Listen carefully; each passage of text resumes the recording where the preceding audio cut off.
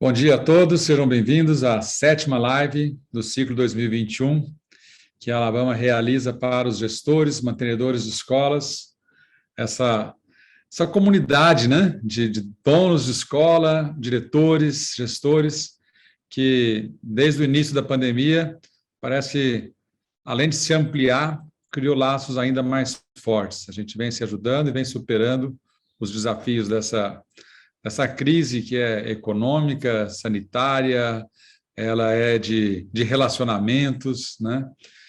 Política e assim por diante. O tema de hoje é a tabela de preços, é o reajuste das anuidades para 2022. Como a gente tem feito em outras lives, a gente vai procurar aqui mesclar um pouco de aspectos conceituais, um tanto de prática, algumas dicas e também usufruir aí da interação com alguma participação que a pessoa queira fazer um comentário, são bem-vindos nesse sentido também. É um ambiente de troca de experiências e isso faz muita diferença. Vou passar para o Bayar iniciar aí o compartilhamento da tela, já está no slide, eu vou passando aqui, e a gente, nessa uma hora praticamente, ou até um pouco menos, vamos ter a oportunidade de refletir sobre como que a gente apresenta os nossos preços para as famílias e como que a gente pode reajustar essa anuidade, acertando melhor essa decisão tão importante, que é pelo menos o que mais o pessoal tem comentado nos últimos dias, né? Vai lá então, Bayar. Vamos lá. Obrigado, Maurício. Então, mais uma vez, sejam bem-vindos. Vamos iniciar a nossa reflexão, primeiro, justamente com isso, com uma reflexão para a gente entender o quão importante é o preço da nossa instituição. Temos aqui uma garrafa de vinho, sem rótulo, pelo menos por enquanto, e a minha pergunta é: quanto você pagaria por essa garrafa de vinho? Evidentemente, muitos de vocês vão responder: ué, depende, não sei a marca. Mas justamente isso, não tem marca nenhuma. Quanto você pagaria por essa? Quanto você está disposto a pagar por essa garrafa de vinho? Isso é o que a gente chama de preço de reserva. Olha, por um vinho de tal tipo, ou esse vinho, estou com vontade de beber um vinho agora, eu pagaria até tanto.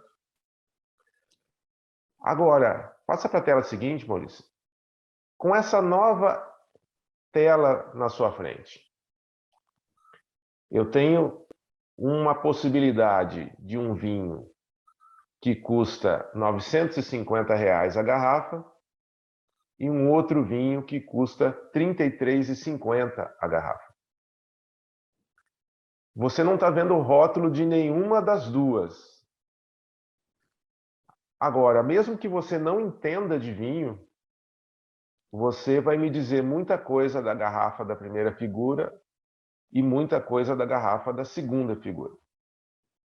Você tem, se eu pedir para você descrever como você acha que é o vinho da primeira figura, você vai me dar algumas características. Você me dá umas características de, provavelmente, de onde ele veio, em que ambiente ele deve ser consumido, que tipo de pessoas que compram essa garrafa. A mesma coisa da figura da direita. Veja, a diferença do primeiro slide era uma garrafa de vinho sem rótulo, com uma taça. Para esse aqui, também são garrafas de vinho sem rótulo. É o preço. Quando você viu o preço dessas garrafas de vinho, você já deduziu e já intuiu diversas características, diversos fatores que simplesmente quem trouxe esses fatores para a sua memória, para a sua cabeça, para a sua razão, foi o preço. O que significa? Significa que o preço, ele traz consigo informação. Quando a pessoa sabe o preço de algo, ela já gera expectativas sobre o quanto que aquilo é desejado, o quanto que aquilo deve oferecer, o tipo de ambiente daquele lugar. Não existe certo e errado, ou em termos de o preço tem que ser mais alto ou tem que ser mais baixo, tem que ser caro ou tem que ser barato. Não, tanto que no mercado existem garrafas de vinho daquele valor e garrafas de vinhos da outro valor. O que existe é uma coerência entre o preço e o que você entrega. Então, essa é a questão. Quando você anuncia o preço da sua instituição de ensino, você já gera expectativas no consumidor de um determinado tipo de serviço. Principalmente porque ela vai olhar na região e vai comparar. Bom, eu tenho escola nesse nível de preço, um pouco mais baixo, um pouco mais baixo. Ela, só pelo preço, ela já vai fazer a sua escala de preferência. Ou a sua escala de dizer assim, ó, qual que deve ser a melhor escola aqui da região. Ela pode até não poder pagar. Ela pode não ter renda para estudar numa escola que cobre R$3.000 por mês. Mas ela vai achar, ela vai intuir, ela vai ter a expectativa de que aquela escola é a melhor escola da região. E aquela escola tem que entregar isso, em todos os sentidos, né? Então, isso que é importante você saber. O preço não é simplesmente algo que a pessoa tem que pagar.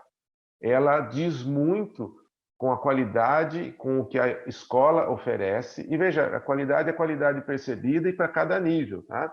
A faixa de renda interfere também no que a pessoa espera. Então, se a pessoa pode pagar até R$500, ela vai procurar a melhor escola na faixa dos R$500. Tá? E essa escola tem que entregar isso para ela. Tem que ser a melhor escola dessa faixa aqui, porque é esse público que está sendo disputado. A mesma coisa também é o contrário. Muitas vezes uma escola que cobra um preço lá em cima, fazer uma estratégia de descontos, às vezes não é interessante, porque quando você... Imagina que você pega aquela garrafa de R$950 e você encontra num site a R$100. Você sabe que aquela garrafa no mercado custa em torno de 950. E você olha no Mercado Livre, aquela garrafa vendida a R$100. O que você vai pensar? Você vai pensar, nossa, uma oportunidade de negócio aqui. Ou você vai pensar assim, ah, é falso. Ou é carga roubada. Entendeu? Então, assim, o preço, ele carrega consigo conceitos que muitas vezes, quando está muito abaixo da expectativa, você não aumenta o consumo, mas você distorce o conceito que as pessoas têm em relação àquilo. Então, esse é um cuidado que a gente tem que ter, né? O preço informa as pessoas sobre algumas características da instituição e também informa a instituição como é que as pessoas esperam receber determinado tipo de serviço e bens. Podemos ir para a próxima, Maurício, depois dessa breve introdução. Opa, pode lá. Uma primeira coisa que acho que você abordou sim, mas às vezes por outras palavras a gente torna mais claro. O preço ele é um elemento importante do posicionamento da sua marca, né? Um preço mais alto confere mais qualidade do ponto de vista da expectativa do cliente. Mas esse posicionamento ele tem que ser coerente com outros atributos da escola, né? A estrutura física, o projeto pedagógico, a qualidade do atendimento que é oferecida, né? As instalações, tecnologias e assim por diante, né? Esse eu acho que é um dos pontos. Quer dizer, no caso do vinho, né, o rótulo, a garrafa, o ambiente, tudo isso faz parte também desse posicionamento, que é o que vai deixar a pessoa, o consumidor, confortável com a expectativa que ele tinha. Porque quando não há um conforto, quando os outros elementos, os outros atributos não são semelhantes, né, não vão reforçando aquela ideia de um posicionamento mais elevado ou um bom custo-benefício, coisa do tipo, cai naquela questão da dissonância cognitiva, que é o que você acabou de dizer. Quer dizer, eu imaginava que era 900, mas eu vi esse vinho por R$100, eu vi ele na padaria, né? Fui comprar um queijinho a mais, achei a garrafa que eu tinha pago R$800, lá no balcão da padaria também, à venda. Quer dizer, puxa, o próprio ponto de venda já confere. E um outro aspecto que eu acho que é legal a gente destacar aqui, que nós estamos com uma plateia de diversos lugares, em alguns ambientes do Brasil é muito comum as famílias gostarem daquela ideia da Black Friday brasileira, né? Então, tem muitas escolas que vendem pela metade do dobro. E isso é um ponto também que a gente tem chamado a atenção. Então, se o pai de aluno pode pagar R$600 por mês, e ele tem lá uma escola que custa 700, mas que está disposta a dar até 10%, 15% de desconto, vai ficar por 600. Tem um outro colégio na mesma cidade que divulga uma tabela de preço de 1.200, mas que diz que vai fazer 50% de desconto. E acaba fazendo 50% de desconto praticamente para todo mundo. Então, o pai de aluno vai falar, eu tenho duas ofertas de R$ 600 por mês, uma vale na minha cabeça 700 e a outra vale na minha cabeça 1.200. Então, a oferta é melhor, a de 1.200. Vocês têm ouvido muito mantenedor de escola discutindo essa questão. Essa estratégia pode funcionar e funciona em muitos lugares, né? Há um risco do ponto de vista tributário, né, de o Estado começar a tributar pelo 1.200, então você dá o desconto porque você quer, mas eu, governo, Estado, tributo pelo valor que você anuncia.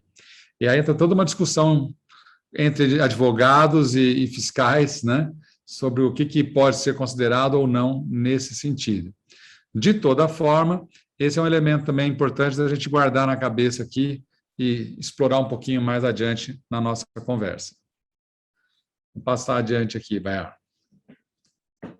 Muito bem. E aí a gente chega a elencar os fatores que implicam na nossa determinação do preço. A gente tem 3 fatores principais. A gente tem os custos, que são fatores dentro da nossa instituição que a gente consegue administrar. Isso que está sob o nosso controle, custo. Os fatores externos, que dizem respeito, principalmente ali o ambiente competitivo que nos cerca, né? Principalmente as escolas concorrentes, as ofertas, as possibilidades que as famílias têm na região. Essa é uma questão importante porque, assim, escola de educação básica, o fator geográfico ainda é muito importante. Se a gente pegar ensino superior, com a educação à distância, o fator geográfico até não é tão importante assim. Então, nós ainda podemos limitar a nossa competição ali a um determinado espaço. Então, os fatores externos pressionam e existe um outro fator que é a capacidade das famílias, que depende muito também das condições socioeconômicas da região, do país e tudo mais. Então, a gente tem o fator interno, que faz uma pressão, a gente coloca assim, a definição de preço é a definição da rolha, né? Os fatores externos, que faz uma pressão para a rolha sair, o fator externo, que é para a rolha ficar ali, não subir demais, e a capacidade de resistência dessa rolha, que é o orçamento familiar, o quanto que, puxado por esses 2 fatores, a família consegue resistir pagando e ficando na sua instituição de ensino. Ok? Então, vamos para agora olhar cada um deles. Mais um pitaco aqui, né? Vai lá, Maurício. Decidir preço, pessoal, envolve olhar essa imagem aqui e começar a tentar conciliar todos esses fatores, né? Quer dizer, se você tem uma boa gestão de custos, se a sua escola é muito eficiente nos custos, esse fator interno, ele não pressiona tanto o preço para cima. Você é capaz de competir com margens, né, ainda cobrando pouco. São as escolas low cost, né, que estão chegando aí e mexendo bastante no mercado, né, que chegam com uma estrutura mais eficiente, trazendo os preços para baixo, né. O fator externo que também empurra preço para baixo é a competição, né, e no momento como nós estamos agora, saindo da pandemia e começando a recuperar, nós, infelizmente, ainda vamos enfrentar muitas escolas que estão com dificuldades e que, muitas vezes, para gerar caixa e no desespero, trabalham com preços muito abaixo até do razoável, na expectativa de gerar algum dinheiro para pagar suas contas e continuar sobrevivendo. E essa venda abaixo de custo vai prejudicar todo o mercado. Eu costumo brincar que, se você dirige bem, você no trânsito pode ter o seu carro amassado também. Então, se o seu concorrente dirige mal, o seu carro amassa junto, né? Se uma escola próxima, 2 ou 3, começam a vender os seus serviços com um preço muito baixo, porque estão precisando de algum caixa, algum respiro para pagar a folha, isso vai impactar as famílias que visitam a sua escola e que visitam o concorrente. Mas, assim como no trânsito, o melhor é a gente dirigir com prudência e tentar desviar, né, de quem está meio bêbado, assim por diante, e não entrar no oba-oba e falar, agora eu vou bater também em todo mundo, né? Não é uma boa prática na decisão de preço sair também vendendo abaixo de custo. e a rolha ali, a capacidade de resistência das famílias. Parece que as pessoas sempre têm uma sensação de que as famílias não têm mais condição, que não dá mais para pagar mais alto, que estamos com problemas econômicos, desempregos, etc. Mas a gente vai até trazer um dado que mostra que não é exatamente assim. Então, para a gente não achar também que está 3-0 ali, né? Eu tenho que encurtar os meus custos, meu concorrente vende mais barato, a minha família não aguenta pagar, então eu acho que eu não vou nem reajustar. Cuidado com esse tipo de ideia, a gente é bastante contra a ideia de congelar o preço da anuidade. Mesmo no ano passado, algumas escolas fizeram isso e a gente não recomenda congelar. A gente recomenda atualizar um pouquinho a sua tabela sempre. Mas vamos detalhar isso mais adiante um pouquinho também, Mer. Vamos lá. Vamos lá. Então, falando especificamente sobre custos, a gente tem uma abordagem tradicional que vem muito do comércio, que é o seguinte: eu tenho o custo da minha mercadoria, a partir do custo eu coloco um markup, ou seja, coloco uma margem que eu quero ganhar, e o preço está determinado. Então, eu custo mais um percentual, vai me dar o preço e vai me dar o meu lucro. Isso é uma abordagem, digamos assim, mais tradicional, mas ela é uma abordagem que serve para pouquíssimos setores e pouquíssimas situações, né? Quando você não tem concorrência, por exemplo, e quando você determina o custo. É quase uma situação de monopólio. A abordagem mais moderna, a abordagem mais de acordo com esse mercado competitivo que a gente vive, é justamente o contrário. O preço, quem determina é o ambiente, é o mercado. São aqueles fatores externos, é a capacidade de renda das famílias e o nível de concorrentes que eu tenho. A partir desse preço, e como o Maurício falou, da onde que eu quero me posicionar, né, em que faixa que eu quero me posicionar desse mercado aqui, ou que eu estou posicionado, evidentemente, em escolas que já estão ali, né? Eu tenho um determinado preço, a partir desse preço, eu tenho que gerenciar e administrar os meus custos para poder entregar aquilo que eu vendi, e o que sobrar é a minha margem. Essa é a visão que traz, inclusive, mais responsabilidade para o gestor e a visão mais adequada. O que você tem controle mesmo é do seu custo. Para você, na abordagem primeira, eu quero aumentar a minha margem. E o que eu faço? Ou eu quero aumentar meu preço. Eu só colocar uma margem maior. Na abordagem de baixo, não. Se eu quero modificar meu preço, o que eu tenho que fazer? Eu tenho que reposicionar meu serviço. Eu tenho que oferecer mais coisas para ir para um patamar de preço maior, ou eu tenho que oferecer menos coisas para ir para um patamar menor, ou uma política de descontos maior, e aí eu tenho que administrar todos os meus custos para que esse novo preço que eu escolhi seja suficiente para que haja uma margem no meu negócio.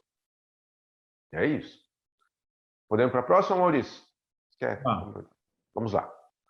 Depois dos custos, vamos olhar os fatores externos, que é o que determina ali principalmente a concorrência, o orçamento familiar. Aqui a gente traz dados de pesquisas que a Alabama faz com o mercado educacional de escolas particulares. Essas pesquisas estão em lives anteriores nossas, lá no nosso canal de YouTube, se você quiser olhar. Também é um serviço que a gente oferece, mas a gente colhe muitos dados, porque a gente faz com uma grande quantidade de famílias e de escolas. O que a gente tem aqui? Nesse primeiro quadro, é uma pesquisa que a gente fez esse ano, né? A gente faz todos os anos, mas esses são dados de agora, né? Nesse período aí de pandemia que a gente vive, que é qual é o percentual da renda familiar destinada à escola. Quantos por cento dessa renda é destinada à escola? Então, no eixo horizontal estão as possibilidades de resposta. Até 5% da minha renda, 10% da minha renda eu gasto com a escola, e assim por diante, até os 50% ou mais, né? Ou seja, metade da renda da família gasta com a escola. E a altura da barra corresponde à quantidade percentual de famílias que respondeu a esse fator. O mais comum, a moda das respostas, né, foi o 10%. Então, a maioria das famílias aqui, né, gasta até 10% da sua renda familiar com a escola. Evidentemente, tem uma variação aqui, se tem irmão, se não tem, né, mas, em geral, 10%, mas ainda chegando ali até o 20%, como se a gente acumular todas essas barras, né, é o mais comum ali de orçamento familiar. E já começa a apertar nos 30%, os 30% dá uma subida. Mas o que a gente tem que entender é o seguinte, até 20% destinado à escola, se a gente fizer a conta contrária, vai dar uma estimativa do perfil de renda que a gente atende na nossa região, né? Qual é a faixa de renda dessa família que a gente está atendendo no mercado, e depois pode consultar dados do IBGE para ver a que público que você destina a quantidade de público ali. Quer comentar alguma coisa, Maurício, antes de eu passar para o próximo? Quero sim. É interessante também você perceber, quando você faz a pesquisa de novos na sua escola, que você tem ali um perfil dos alunos que estão chegando, né? E você já tem até uma estimativa de se muita gente está do até 5%, até 10%, vamos supor que a sua escola propriamente, não exatamente como está na tela aqui, ela tem mais gente na faixa de até 5%, 10% e 15%, e menos lá para diante, eu diria que você tem uma clientela que está pagando a mensalidade com um certo conforto. Não está tão pesado para a família você manter esse preço. São escolas, às vezes, que têm até como ganhar uma participação maior no orçamento da família. É possível, por exemplo, trazer um curso, um bilíngue, trazer mais esportes, fazer passeios até mais interessantes, porque as famílias têm uma verba destinada à educação que está bem tranquila de ser administrada no orçamento familiar.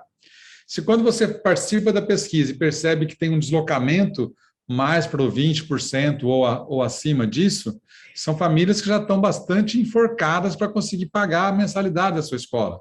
E aí, de novo, a gente vai voltar para o slide anterior. A gente, talvez, em vez de ficar tentando trazer mais coisas de prateleira para entregar, né, a escola, muitas vezes, ela é um intermediário de outros fornecedores. Ah, então agora eu vou colocar mais a robótica, eu vou colocar mais isso. Quem sabe agora as famílias ficam. Essa pode ser uma estratégia contraproducente, porque a família já não está aguentando mais pagar. Não se trata mais de trazer mais uma oferta, se trata de olhar mais para os seus custos. Você, na verdade, já está forçando muito, aquela rolha não está aguentando mais segurar esse preço, e você estava tentando botar mais coisa dentro da garrafa. Fica mais difícil ainda de pagar. Então, na hora de você desenhar a sua decisão de preços, deve ser considerado aqueles 3 fatores ao mesmo tempo. Um deles, a resistência da rolha aqui, né? O quanto que a família é capaz. Será que a gente está empurrando mais coisa num orçamento familiar que já está prejudicado? Ou será que nós estamos até abrindo mão de oportunidades de novos negócios? Porque existe uma família parceira que tem bastante condição de pagar e a gente não está explorando tudo que a gente poderia fazer por ela. Então, é mais essa a interpretação desse gráfico. E aí um certo mito, né, Baiar, que as famílias, os donos de escola falam para a gente, e agora, nesse ano de pandemia, então, apareceu essa reflexão de que, por conta de muitas famílias estarem indo para a escola pública, isso significaria que boa parte das mudanças de uma escola para outra estava indo em torno do preço, para pagar menos, né? E na pesquisa de novos, que agora a gente já está chegando lá tá 950 famílias, acho que eu olhei ontem, que já responderam a essa pesquisa, nós percebemos que não é bem isso, né? Nós tivemos, de 2020 para 2021, né, nesse universo de quase 1.000 famílias que mudaram de escola, 58% pagam mais em 2021 do que pagavam em 2020. É claro que você pode ter mudado de segmento, geralmente é um pouco mais, tem um reajuste de mensalidade, mas aquela família que realmente fez uma mudança de escola para pagar menos é cerca de 1/4, né, até menos do que isso, é 1/6, né, das famílias. Então, é uma minoria quem fez isso. 58 paga mais, 27 mais ou menos o mesmo valor, né, e somente 15% de quem mudou de escola. Não estou nem falando de quem se manteve na mesma escola, não. Tá? Então, há sim, por parte das famílias, um investimento maior, né, na educação de 2020 para 2021. Aí nós estamos falando do universo de famílias que têm os seus filhos nas escolas particulares. Talvez, se você pensar Brasil como um todo, essa métrica seja diferente. Mas aqui nos interessa aqui para decidir preço, tem mais a ver com esse dado que nós estamos apresentando aqui hoje. Ô Maurício, eu acho que esse é um ponto importante. Então, primeiro é assim, esse foi feito com a pesquisa de alunos novos, então é quem mudou de escola, porque quem permaneceu está pagando mais por causa do reajuste, a não ser que tenha conseguido negociar um desconto maior. Mas aqui é só com quem mudou de escola. E justamente a gente tinha esse pré-conceito, né, de que a mudança de escola foi para pagar menos. E, na verdade, não foi, né? Então, quem permaneceu no universo das escolas particulares, a maioria mudou para uma escola particular para pagar mais. Isso mesmo. Alguns foram para a escola pública, ou muitos foram para a escola pública. Então, aí não entram nessa pesquisa. Mas quem permaneceu no universo de escolas particulares foi para uma escola para pagar mais, que pagava em 2020. Ok? Vamos Muito bem. adiante. O terceiro fator, que é a concorrência. Como a gente já viu lá no começo, o preço comunica a qualidade. Então, não tem certo ou errado. Se você é uma escola de R$60 e entrega o melhor serviço de R$60 para aquele público, está ótimo. Se você é uma escola de 9.500, você entrega o melhor serviço de escola de 9.500 para aquele público, está ótimo também. Evidentemente que para uma escola de R$60 ou para um vinho de R$60, onde ele vai ganhar? Ele vai ganhar na quantidade. E um vinho de 9.500, onde ele vai ganhar? Ele vai ganhar no preço, na margem. Então, se você é uma escola de menor valor e você quer trabalhar com sala reduzida, você tem um problema sério. Se você é uma escola que tem o maior preço da cidade e você quer ganhar escala, você tem uma dificuldade também, porque dificilmente você vai conseguir tantas pessoas nessa faixa de renda para ter na quantidade. Tá? Então, tudo tem a ver com a coerência e com o posicionamento. Agora, a discussão importante é o seguinte: como é que as famílias percebem o que você entrega? O valor que você entrega para elas? Por quê? Se eu tenho 2 vinhos iguais, e podia ser a garrafa de 60 ou a garrafa de 9.500. Então, imagina que ali na figura eu tenho as duas garrafas ali. Imagina que a garrafa da esquerda custe R$60 e a garrafa da direita custe R$58,90. Qual que a pessoa vai levar? A de R$58,90. Imagine que fossem as duas garrafas de cima. Uma custa R$9.500, a outra custa R$9.200. Qual que a pessoa vai levar? A de R$9.200. Por quê? Porque quando a família percebe, ou quando o consumidor percebe que são dois produtos similares, que entregam a mesma coisa, aí a concorrência vai para preço. E então isso tem muito a ver com posicionamento, com marketing e com atendimento. O que o atendimento da sua escola promete, gera expectativas, apresenta, conta sobre a sua escola para as famílias, vai gerar a percepção de valor, vai gerar a percepção do serviço que você entrega. E aí ela vai comparar com as alternativas de preço que ela tem na região. Então, se você não tem uma estruturação de divulgação boa, que realmente mostre aquilo que você entrega, a família vai achar, mas aqui são duas escolas iguais. Quando são duas escolas iguais, a competição vai para preço. E aí, acho que o Maurício vai querer completar, e tem uma imagem para resumir essa ideia de preço e valor, que é bem bacana. Eu vou só fazer um parênteses, porque acho que talvez quase metade da plateia aqui serão escolas que tenham feito a nossa pesquisa de alunos novos. E aí o reforço que eu dou a essas escolas é no relatório, nas respostas abertas, onde as famílias dizem o que mais chamou a atenção durante a visita, quando conheceu a sua escola, e lá no final também, quando ela responde a pergunta do NPS, né, daquela de grau de satisfação, e abre um pouco essa pergunta, ali você tem muito elemento para conhecer os seus pontos fortes. Uma outra forma de você perceber quais são pontos relevantes para você explorar na apresentação da escola, num material de divulgação, que são pontos que vão ressoar positivamente no boca a boca. Então, imagina que chamou atenção na visita, foi a estrutura da escola, foi o acolhimento e foi o laboratório maker, por exemplo. Tá? 3 elementos que aparecem de maneira recorrente. Quando eu for apresentar a escola para as famílias, eu vou caprichar nisso. Quando eu for divulgar a minha escola, eu vou falar mais disso. Porque se eu falar de resultado de Enem, e ninguém falou disso, se eu falar de resultado de esporte ou Olimpíada, e ninguém falou disso, Olimpíada acadêmica, né? E ninguém falou disso, talvez eu esteja alimentando o bode do vizinho com o meu milho, né? Por quê? Eu estou puxando a competição para que ele leve em consideração atributos nos quais eu não sou o destaque, né? Eu não posso querer vender o garrafão de vinho ali dizendo sobre a embalagem, sobre o equilíbrio de taninos, sobre a importância do envelhecimento desse vinho, porque não tem nada disso na minha entrega, né? As pessoas não reconhecem isso, mesmo que eu esteja me empenhando para. Então, é muito importante que o dono da escola, o gestor da escola, também tenha um autoconhecimento do seu CNPJ. Eu tenho que saber como é que é a minha empresa, eu tenho que entender como a minha oferta é recebida pelas famílias, para que eu possa apresentar essa oferta com as características que ela realmente tem e que ela realmente é percebida pelo cliente. Porque posicionamento, lá, quem estudou marketing sabe bem disso, posicionamento de mercado não é o que você faz com a sua escola. Posicionamento de mercado é a percepção do cliente sobre a sua escola. O posicionamento está na cabeça do cliente.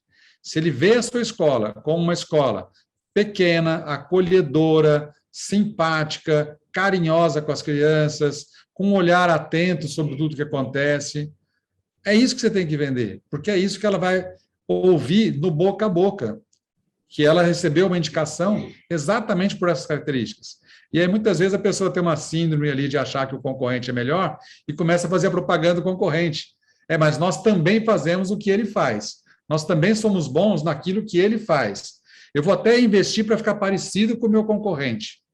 Esse tipo de investimento é o anti-estratégico, porque você gasta dinheiro para trazer a sua escola para ela ficar parecidinha com o concorrente. E aí, como o Bayard disse, quando 2 produtos são muito similares, o cliente valoriza principalmente o preço. Então, você está gastando dinheiro para fazer a sua escola ficar parecida com o concorrente e trazer a competição para o preço, ou seja, pressionar a sua margem para baixo. É muito mais estratégico investir para ser diferente dos concorrentes. E essa diferença fica mais interessante quando ela tem a ver com o seu jeito de ser, com aqueles atributos que, naturalmente, pela sua escala de valores, de princípios, o que você mais quer, a sua escola vai se destacando. Então, conhecer o seu cliente vai te ajudar a definir uma estratégia de diferenciação que vai permitir trabalhar com preço até um pouco mais elevado do que sem isso. Ok? Então, e aí a gente chega nessa, talvez para fechar esse conceito, né? A diferença de preço e de valor, né? Essa imagem aqui é de um bebezinho que pela primeira vez colocou um óculos, né? Então, o que é preço e o que é valor? Preço é o que está no óculos. E valor é essa emoção de enxergar, né? Essa é a diferença. Então, qual é o preço da mensalidade? Qual é o preço da escola? Preço é o que está na tabela de preço, é o que o pai paga. E valor é o que o pai leva, é o que ele recebe. Há uma diferença muito grande entre preço e valor. Quando a gente apresenta a nossa escola, se a gente é capaz de comunicar o valor que ela tem, certamente o preço vai compensar. Quem mostra a escola para os seus clientes é capaz de mostrar o valor que essa escola tem, né, na trajetória de vida dessa criança, em tudo que vai acontecer pela frente. A família, verificando isso, ela paga o preço com toda tranquilidade, ou ela se esforça muito para pagar, né? Quanto que vale o óculos desse bebezinho? E qual é o preço do óculos desse bebezinho? Certamente na nossa cabeça a gente fala, eu nem sei o preço, mas compensa. Não é assim? É isso que a gente espera que a gente consiga fazer também com as escolas, que a gente apresente as escolas para as famílias de uma maneira tal que a família entenda, quando chegar lá no finalzinho da apresentação e que vê a tabela de preço, fala, não, compensa, porque realmente a felicidade do meu filho, as conquistas que ele vai ter, a minha segurança, né? Eu poder trabalhar, eu perceber que meu filho está em boas mãos, isso, como diria a propaganda do Mastercard, né? Não tem preço, tem valor. Essa é talvez o fechamento aí dessa nossa reflexão, para finalmente começar agora a botar a mão na massa e tentar falar, tudo bem, falaram muita coisa interessante, mas quanto é que vai ser o reajuste das anuidades, né? Mais ou menos isso que eu acho que muita gente que está na plateia também tem como expectativa, né? Qual vai ser a dose do reajuste, Baiar? Isso aí. Então, agora, é claro que a decisão é individual, né, de cada escola, mas quanto mais informação você reunir para decidir, melhor aumenta a sua chance de acertar a dose, né? Então, vamos lá. O que a gente tem com relação aos custos? A gente tem a inflação oficial, que é o IPCA. O acumulado dos últimos 12 meses, agora de julho, chegou na casa dos 9%. A expectativa do mercado, do Boletim Focus, é que acabe o ano, né? Então, o ano de 2021, acabe na casa dos 6,5%, e ela vai diminuindo, porque os índices inflacionários do final do ano passado, que são mais altos, vão sair do cálculo e vão entrar os índices daqui para frente. Essa é uma expectativa, vamos ver se ela se confirma ou não. O que a gente tem como hoje é 9%, expectativa de chegar em 6,5%. Bom, a gente tem o reajuste da folha. Evidentemente, cada estado e cada sindicato teve uma negociação diferente, mas a grande maioria dos sindicatos aqui em São Paulo, a folha foi reajustada em 6,29%. Então, esse é um custo que a gente já tem dado esse ano. E quem paga aluguel tem um custo importante aí de IGPM, que fechou em julho 35,5%, né? Um índice aí que extrapolou todas as estimativas. Você pode falar, mas eu não pago aluguel porque o prédio é próprio. Você não paga aluguel por uma questão contábil, mas isso não quer dizer que aquele imóvel não tenha um custo, que é um custo do aluguel para você mesmo. Então, esse custo do aluguel, ele subiu nesse patamar. Então, mas eu negociei com o proprietário e eu não vou aplicar esse reajuste, eu vou aplicar 20%. Tudo bem, o que você fez? Você fez uma administração de custo, mas o preço do aluguel, esse foi o patamar que subiu. Você conseguiu administrar e gerenciar os seus custos para reduzir. Mas o que o mercado está dizendo que seria o valor é esse. Bom, com base nesses índices, e tem outros, né? Você poderia, quem trabalha com bilíngue, por exemplo, e compra licença ou paga material em dólar, você tem que pôr o preço do dólar, quanto foi a sua valorização ou desvalorização. Então, seleciona todos os índices inflacionários e compara com a composição dos seus custos. Aqui a gente deu uma estimativa, tá? Aqui do lado. Então, a folha de pagamento, por exemplo, representa 55% dos custos. Então, eu vou pegar 55% dos meus custos e vou reajustar em 6,29. O aluguel representa 8%. Vou pegar 8%, reajustar em 35,5%. E assim por diante. Fazendo essa conta, né, essa média ponderada, nós da Alabama calculamos o que seria uma inflação de custos das escolas particulares. Evidentemente, isso é uma média. A gente pegou as médias, né, desses percentuais da composição de custos e cruzamos com esses índices que a gente mostrou aqui. Daria, se fosse só para repor os custos, 8,3% de reajuste. Lembrando, esse é um fator. Esse é o fator dos custos, que é o que a gente consegue administrar. A gente precisa saber o seguinte: as famílias conseguem absorver isso? A minha concorrência vai dar isso tudo de reajuste ou eu vou ser a que vai reajustar mais caro aqui da região e eu vou ficar com um preço maior do que elas? Então, esse é um número de um fator. E aí a gente tem as decisões individuais que cada um pode tomar e as expectativas. O que a gente está vendo? A gente está vendo que abaixo de 6,5 é muito complicado você reajustar, porque aí você, se você não administrar muito bem os seus custos, você vai estar perdendo o poder de compra, perdendo receita, com certeza.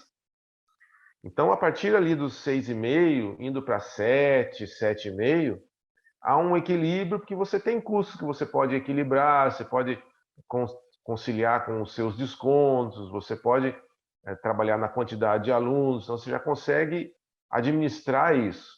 Chegando nas casas dos 8, que acredito que, dependendo da região, é possível, e aí você tem escolas em 9, 10%, mas talvez você já comece a esbarrar num limite importante aí das famílias e do mercado também. Então, esses são os patamares aí que a gente enxerga como é que, dependendo da região e tudo mais, e do nível de concorrência, que as escolas vão se comportar. Maurício, você quer comentar?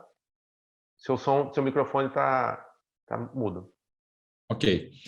Quero comentar que, primeiro, esse índice que nós calculamos ali é média, o Bar falou, e eu acho que é importante sempre frisar isso, né? A média esconde, né, as pontas, né, da curvinha normal ali. Então, aquela brincadeira do cara que está no forno, com a cabeça no forno e o pé no freezer, está em média na temperatura de 36,5, né? Está longe de ser uma posição confortável. E a média traz essa situação. Segundo ponto é que aqui nós estamos falando de uma ideia de um reajuste normal, né? Estou só colocando de novo o preço para tocar mais uma safra, mais uma rodada, né, da minha escola. Nós não estamos falando aqui de reposicionamento, né? Tem escolas com a estratégia de reposicionar para cima. Eu estou a escola segunda, terceira da minha cidade, mas eu sou o 8º preço. Então, é natural que eu tenha, assim, na comunidade, condição de elevar e galgar uma posição mais coerente entre o preço e a qualidade que eu ofereço. Então, se eu acho que meus concorrentes vão dar 8, eu vou dar 10, vou dar 11, e vou aos pouquinhos atingir a tabela deles, porque eu investi numa estrutura melhor, porque minha escola tem coisas que os outros não têm, que os meus resultados são consistentes e melhores. Então, eu estou reposicionando a minha escola para cima. Existe um outro cenário. Eu estou que reposicionar minha escola para baixo, estou com novos concorrentes, com estrutura melhor, com ofertas mais interessantes. O meu mercado, meu bairro está empobrecendo, tem as famílias que estão chegando, não tem o mesmo poder aquisitivo que já teve. Então, eu vou olhar para os meus custos, vou reduzir bastante os meus custos e vou trazer o meu preço também gradativamente mais para baixo. Vou deixar meus concorrentes me ultrapassarem em termos de preço, para que eu ofereça um outro tipo de pacote, que é um bom custo-benefício, um arroz e feijão muito bem feitos. Está tudo ok, não tem certo ou errado em uma estratégia ou outra, mas existe a necessidade de ser coerente entre o preço, a qualidade que você entrega e a forma como você apresenta isso. Então, como média, a gente está trazendo esses indicadores, mas é claro que cada um de vocês, que nós temos quase 80 pessoas aqui assistindo ao vivo, você vai encontrar no seu universo aí, talvez uma escola que dê 0 de aumento e uma escola que dê 15%, 20% de aumento. A pontinha da normal lá vai existir de tudo, né? Mas, em média, a gente está entendendo que dos 7, 7,5, né? Recentemente, a gente quase colocou um viés aí de alta, porque o juro aumentou, a inflação está tendendo a alta também, talvez as expectativas de mercado criem um viés para cima. Mas, voltando à ideia das pressões todas, né? A pressão da família e a pressão da concorrência, especialmente nesse período de retomada, em que as escolas estão ansiosas por terem mais alunos, a gente entende que a faixa média vai ficar entre os 7 e os 7,5. Ok? Maurício, só para considerar esse lembrete que você falou importante, né? Então, a gente está falando de quase que de um reajuste orgânico aí, né? Que é um reajuste natural de mensalidades. Aí tem essas estratégias que você mencionou e outras duas. Às vezes você pode fazer uma estratégia diferenciada para um segmento. Então você quer dar um reajuste maior para a educação infantil, ou para o ensino médio, ou menor. Então os degraus, né, entre os segmentos também é uma coisa às vezes interessante de você fazer. E você pode também aumentar a sua receita lançando serviços novos, né? Então, como você falou, implementando um curso bilíngue, ou implementando um integral diferenciado, onde você vai poder ter uma margem maior nesse tipo de serviço, ou oferecer mais, mas opcional, não para todas as famílias. Isso também não é o caso aqui que nós estamos falando, o reajuste geral da escola. Então, chegada a hora de tomar a decisão de preços, né? Vamos celebrar aqui o encerramento da nossa 7ª live, né? Com tacinhas de vinho aqui servidas à plateia. Apesar do horário não ser o mais recomendável, eu estou preferindo tomar o café, como alguns viram aí.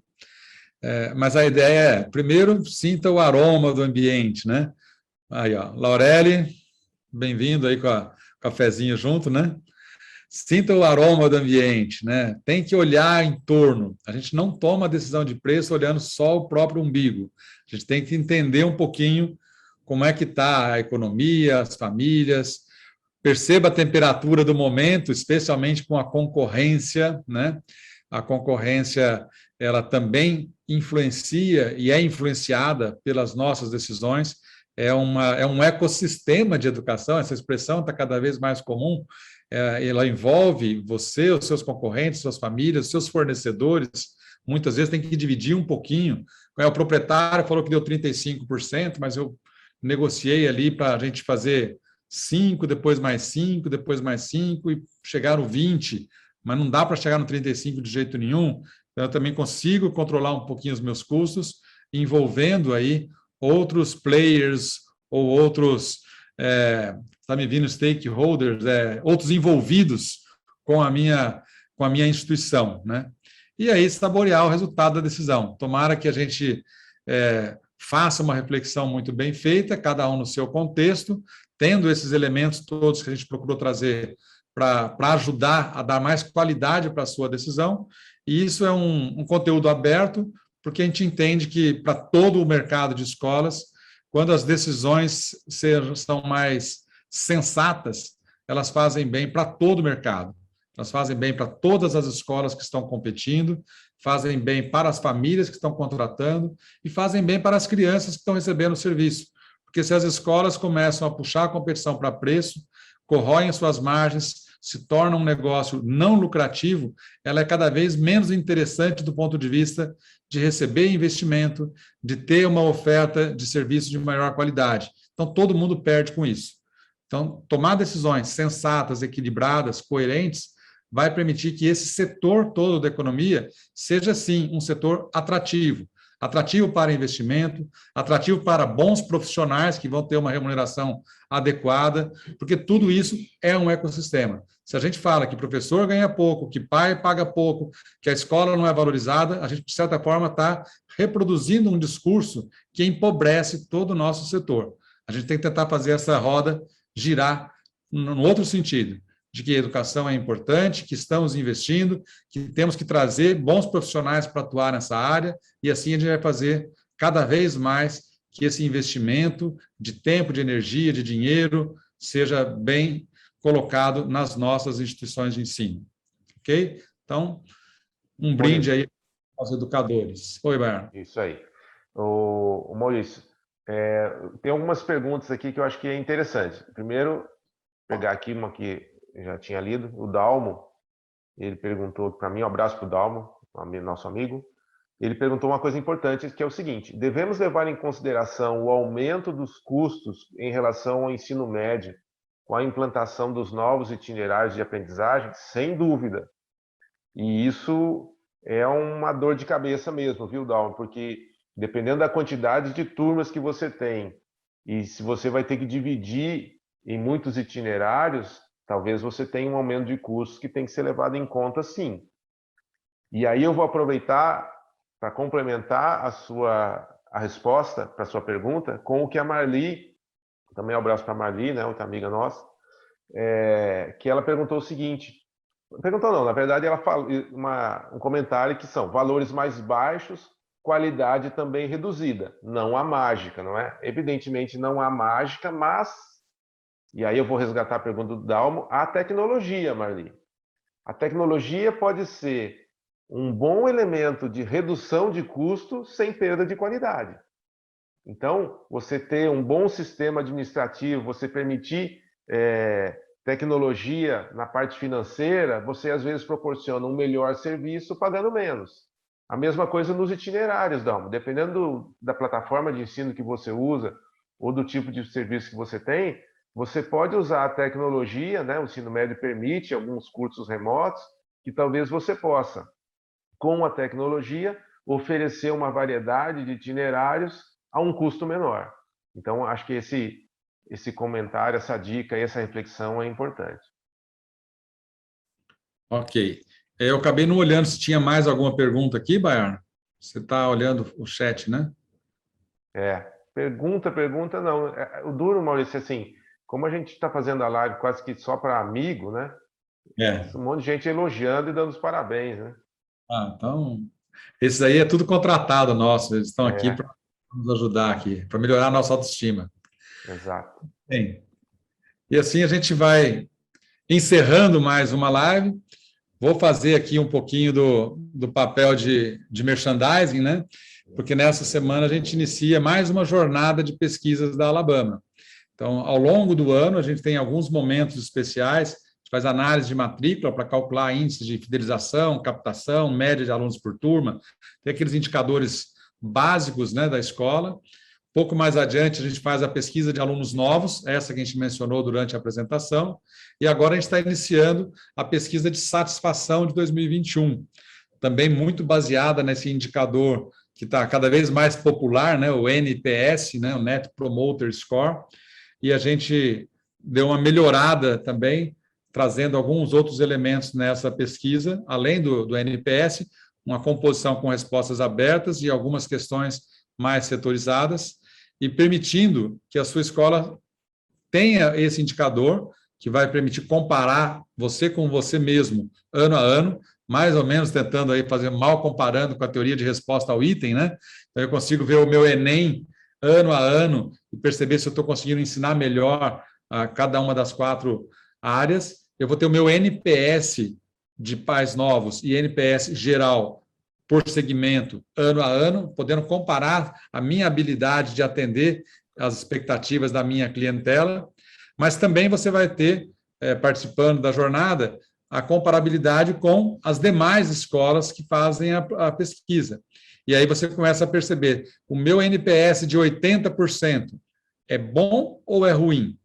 Se você vai lá ler o livro da pesquisa, da pergunta fundamental do marketing, talvez você fique super empolgado com o seu 80%, porque em muitos setores, até 50% é uma coisa, até 75% é outro, 80% é excelente. Mas pular 1,5 metro de altura é muito bom? Depende. Se você é uma pessoa como eu, é maravilhoso, mas se você quer ser um atleta olímpico, é muito pouco. Então, do ponto de vista da competição que você está inserido, é muito legal ter referências de NPS por segmentos de diversas escolas particulares que participam da pesquisa. E aí você vai ter uma melhor clareza sobre o seu grau de competitividade em termos de atender expectativas de clientes. Essa é a nossa próxima jornada de pesquisa. A gente vai soltar já alguns links, os clientes já estão começando a receber. Quem tiver interesse em participar, é só entrar em contato com a gente, está aqui o contato na tela, e aí você recebe um link para a sua escola divulgar para as famílias respondem, e aí nós temos uma reunião para apresentar esse relatório, e aos poucos você vai compreendendo melhor a importância de ter dados para a tomada de decisão na escola, né? Era isso. Muito bem, então. Agradeço a todos pela participação, obrigado a Mônica, né, por ter nos ajudado aí, como sempre. E até a próxima live, no mês que vem, novo tema. As outras estão no nosso canal do YouTube. Agradeço a presença de todos, muito obrigado e até a próxima. Bom final de semana. Tchau, tchau, pessoal.